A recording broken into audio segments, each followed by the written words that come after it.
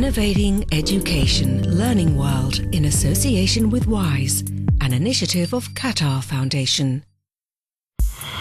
This week's Learning World zooms in on different classroom models from Italy and the UK. We're also joined by Matteo Cingos, an expert on education policy from the Brookings Institution in the US, for an insight into the ideal classroom size.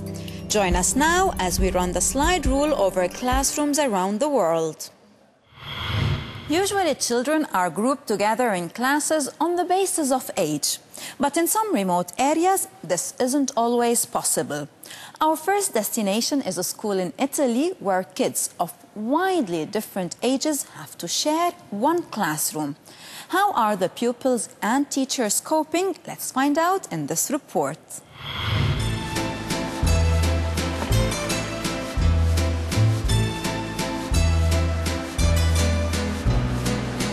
This is the Viola Primary School in Italy. Every morning I drive down to Lisio, take these two children and drive them to Viola.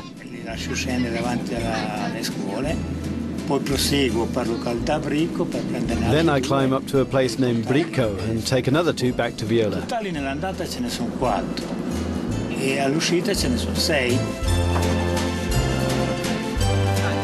2 years ago, the school was on the verge of closing down because there simply weren't enough children to fill the classrooms. It was saved because the local policeman offered to provide school transport and because the parents agreed to the school providing just one classroom with 2 teachers. 0, 1, 2, 3, 4, 5, 6, 7, 8, 9. Giacomo and Marina are in year 2.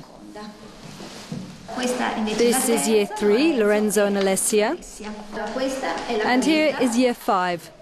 We manage all these different levels by being very patient, always moving around and trying to make everybody work properly.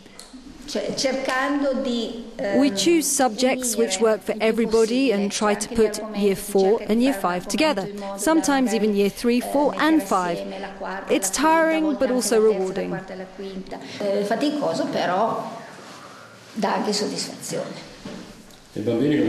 do the children react to the situation? It might be strange to us, but children are able to adapt to different situations more easily than adults. Marina, do you like to be in the same classroom with the older ones? Yes. Why? Because they help me.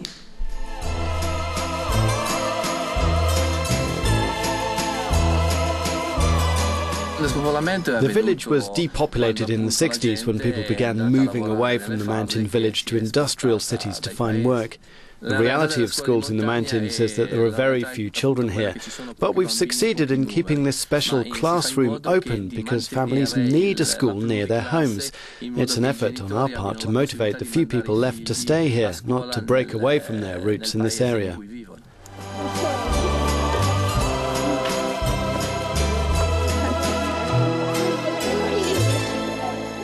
A smaller number of students per class is believed to produce better results. But is that really the case? We discussed this and other issues with expert Matteo Cingos. Let's hear what he has to say. Is there an ideal class size? How does class size affect educational efficiency? Well, the answer is that it depends, but I think a bigger, more important question is not just the effectiveness of smaller classes, but the cost effectiveness of smaller classes. Smaller classes are very expensive because you have to hire more teachers, build more classrooms, and so on. You might say, well, instead of spending all this money to hire an extra teacher to have a smaller class size, maybe I want to pay teachers more to get better teachers. Maybe I want to put more money into textbooks or technology or extracurricular programs or all the other things that the school resources can go to. Classes generally group students according to their age, date of birth. Could this be a harmful generalization? In an ideal world, would children choose their own classroom? I'm sure. I mean, the the model of having a group of kids in one classroom with one teacher, I mean, that's a model we've had for the last couple of centuries. But now with the advent of new technologies and new ideas about education, it's possible that that's maybe not the model we should stick with. I mean, some folks are talking about moving towards a model where you have more students in a classroom, but you integrate technology. You have some time spent on computers with interactive learning that way with a teacher who serves as a guide. And then at other times, in other contexts, you have more one-on-one time with the teacher. So I think you're absolutely right to question the old model of, one classroom with one teacher and a group of students. In certain cases, should class size be reduced?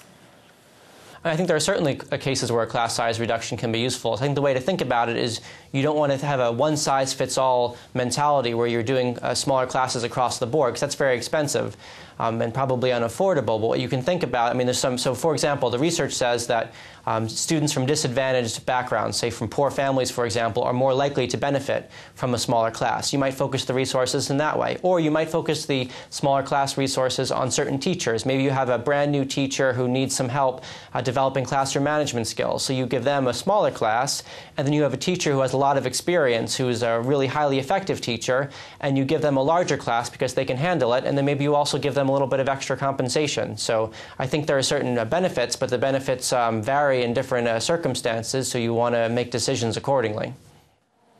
Thank you, Mr. Chingos. Great, thank you. In our next report, now from the UK, we come across a different learning experience. In one school in Norfolk, teachers work with groups in supersized classes. But does that improve the quality of learning? Let's find out.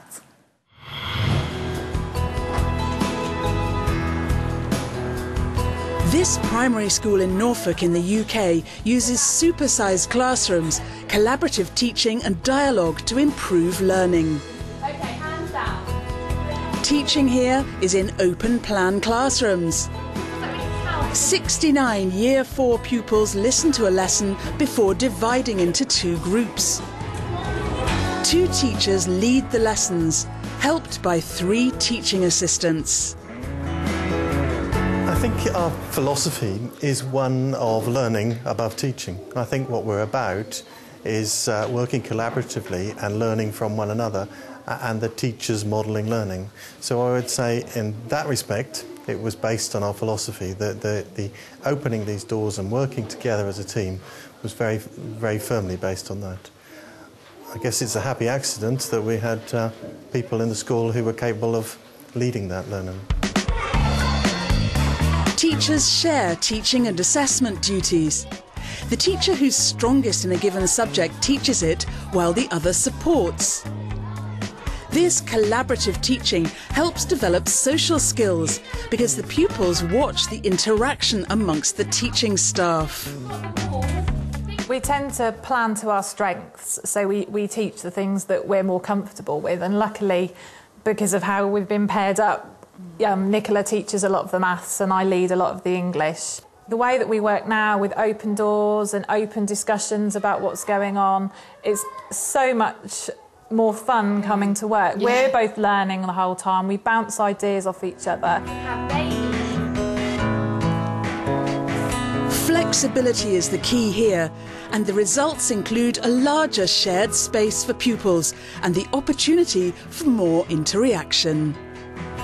The flexibility that we've got here is that we've got 5 adults and 3 or more spaces, depending on which parts of the school we're in. So at any time, for example, I could be leading a maths lesson with the 70 children all together. My teaching partner could be taking, let's say, 15, 20 of them who perhaps didn't get yesterday's lesson, or maybe got it really well and need a bit of extension. She can have them and be working with them next door on very specific needs.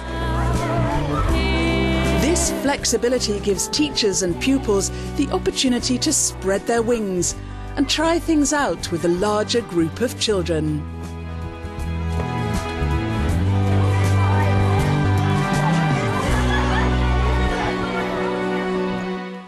Well, you can also share your ideas with us on the Ideal Classroom. Send us your thoughts on Facebook or Twitter.